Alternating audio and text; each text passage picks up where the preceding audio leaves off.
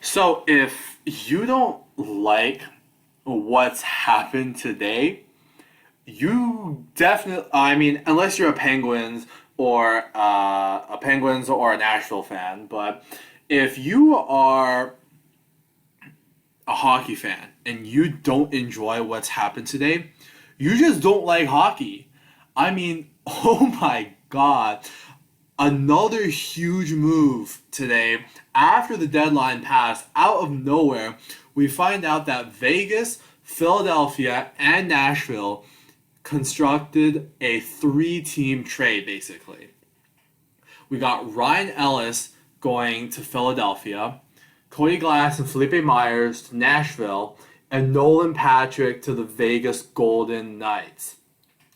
Now,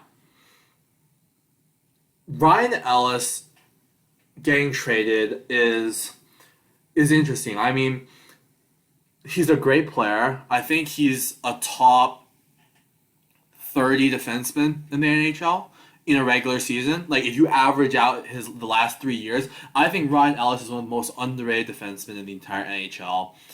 He had that great run at the World Juniors where he was an absolute beast. Nashville drafted him, and he's been amazing for them. But 6.25 million for the next 6 years at 30 years old already. You can start seeing where the contract might be a bit much for a player that's already nearing the middle slash end of his prime. And I think it's clear, especially with them willing to expose Matthew Shane and Ryan Johansson, that this team is looking to get younger and that they are kind of giving up on this core that went to the Stanley Cup Finals just a couple years ago. It's not a bad return for Philly, but I think it was a little bit underwhelming because Cody Glass is a former first round pick, one of the three that Vegas had that year. He's a talented player. He played well at the World Juniors, and he's had his cup of tea in the NHL, and I think he still has upside. But as the main piece of a return for Ryan Ellis, it just seems kind of underwhelming. And Felipe Myers is also a good player. I think he's 25 or 26 years old. He's a defenseman who I think actually played forward earlier this year. He's got great size. He's dealt with some injury concerns and issues, but he's a serviceable player, and he'll probably crack Nashville's top six next season. And he'll have the opportunity, which is and a change of scenery, which is something that I think he needs. And so from Nashville's perspective, it's kind of conflicted because Ryan Ellis is such a good player, but his contract is kind of bad. But the return is also less than what you would expect for a guy who's a legitimate top pair defenseman, or at least like even if he's not your top pair, he's like a Jake Muzzin where he logs really heavy minutes for you, right? And Glass is a good young upside piece that plays center, which is something that Nashville has really been looking for so many years now. They traded Seth Jones, Ryan Johansson.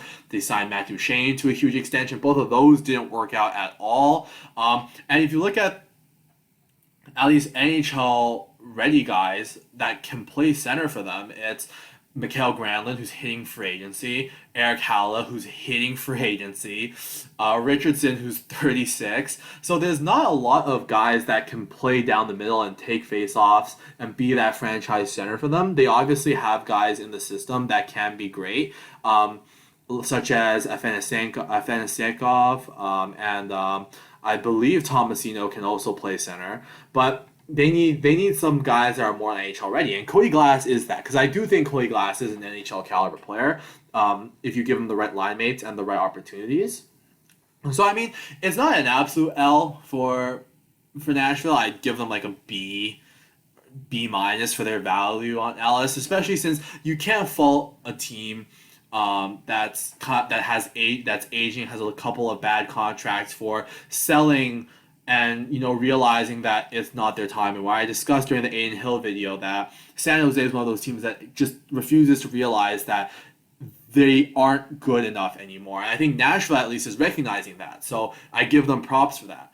For Philadelphia, I think this is pretty good. Nolan Patrick, obviously former second overall pick, really good, really high upside player, but has dealt with injuries for his entire career.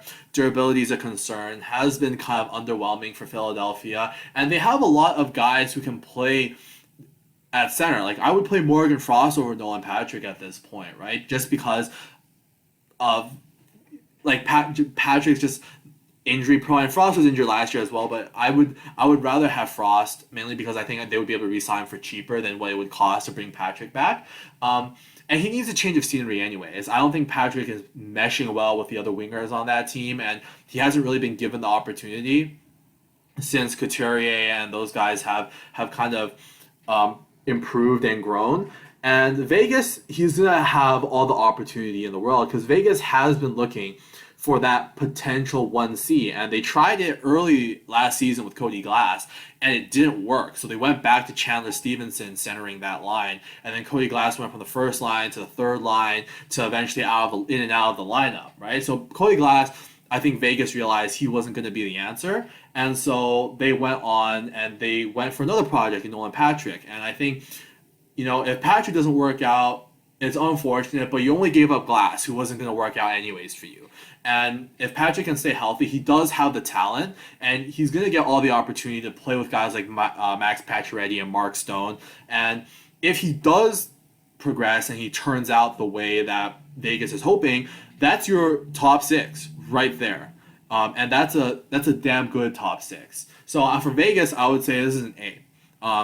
Mainly because you're not giving up much in Glass because he's just not working out in your team, and you've given him 2 years to really try to prove himself, and he just hasn't done it. And you're moving him for basically a similar asset, but maybe the change of scenery will do some good, right?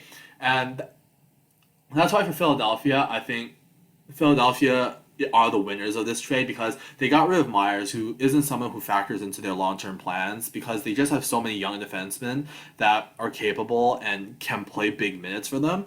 And they trade a guy in Nolan Patrick who's, again, just a change of scenery guy, right? He's not working for you guys. He's not working for Philadelphia. Philadelphia has a ton of young guys coming up, and they might as well give those opportunities to those other young players like a Morgan Frost rather than continue to try to force Nolan Patrick when it just isn't working. And overall, I would say, I don't want to say Nashville lost this trade, but I think Nashville was in a position of weakness in terms of negotiating because I do think Nashville is the team that went to Philadelphia and Vegas. I don't think those teams approached Nashville, mainly because we had no idea that Ryan Ellis was even on the market. We were hearing rumors about, Nashville was going to expose Duchesne Johansson, and they were going to try and make a side deal with Seattle to take either one of those two. We heard rumors about Yarncroc, Grimaldi was someone that could be moved.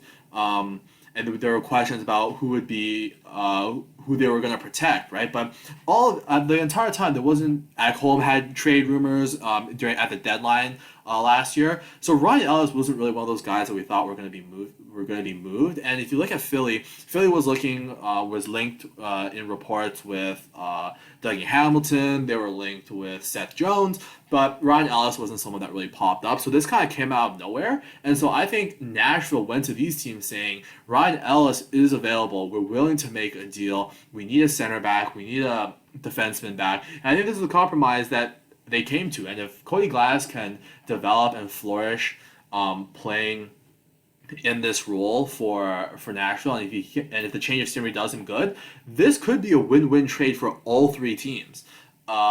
There's just a lot of risk involved for Nashville, whereas for Philadelphia and Vegas, they're more playing with house money because Glass and Patrick weren't working out for them anyways.